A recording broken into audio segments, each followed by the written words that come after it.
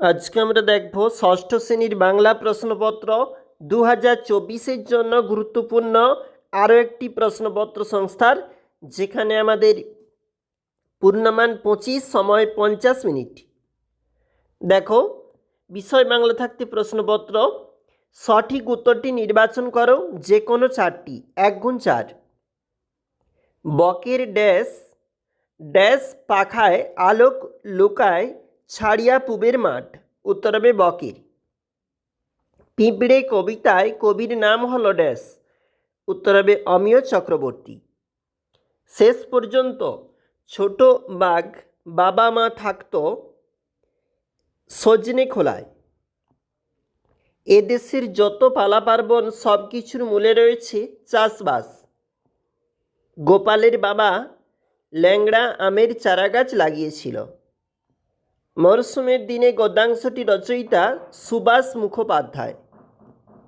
একটি বাক্যে উত্তর দাও যে কোনো চারটি। ঝুমুর কবিতায় কবির নাম দুর্যোধন দাস। এরপরে রয়েছে এই হয়তো সশরীরে রাঁচি ফেরার শেষ পথ। এটি কোন গল্পের অংশ?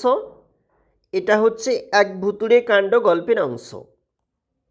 কবি কি বলে পিঁপড়েদের সম্বোধন করেছেন? ছোট পিঁপড়ে বলে। ছোট্ট বাঘ তার খিদে মেটানোর জন্য প্রথমে কি ধরতে গিয়েছিল? কাঁকড়া। এক গেরোবাজ পায়রা বলা হয়েছে কাকে? চিত্রগীবের বাবাকে। কিসের প্রার্থনায় বসুন্ধরা ব্রত পালন করা হয়? এছাড়াও প্রশ্ন, সেই দিন থেকে গাছ হেলে পড়েছে পূর্ব দিকে। এখানে কোন দিনের কথা বলা হয়েছে? গাছটি হেলে পড়ার কারণ কি ছিল? এগুলোই 3 নাম্বার করে রয়েছে। পরের পেজটা দেখো। মাটি সবারই, এটি কোন গল্পের অংশ? লেখকের নাম কি? এই গল্পে কে কাকে এই কথাটি বলেছে? 2-1 কথায় উত্তর দাও যে কোনো দুটি। 2 গুণ 1। এই গেল গেল নাড়ি ভুঁড়ি সব ফেটে গেল উক্তিটি কার? হযবরল গল্পে বিস্কুট কার নাম? কে গলা ফুলিয়ে বলেছিল বাদুড় গোপাল হাজির? যে কোনো একটি প্রশ্নের উত্তর দাও। 3 গুণ 1। এখনও হিসেবটা হয়ে উঠল না। কে কাকে হিসাব করতে দিয়েছিল? সে কতদিন পার হয়ে গেলেও হিসাবটা শেষ হয়নি।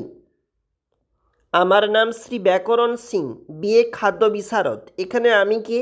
তার এরূপ নামের কারণ কি?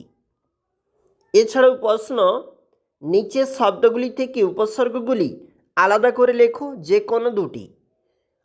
অবেলা, বিকৃতি, ভরদুপুর, উপগ্রহ।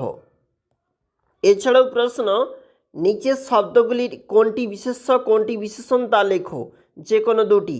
রাগ, শরীর, উচিত, সব্বনেশী।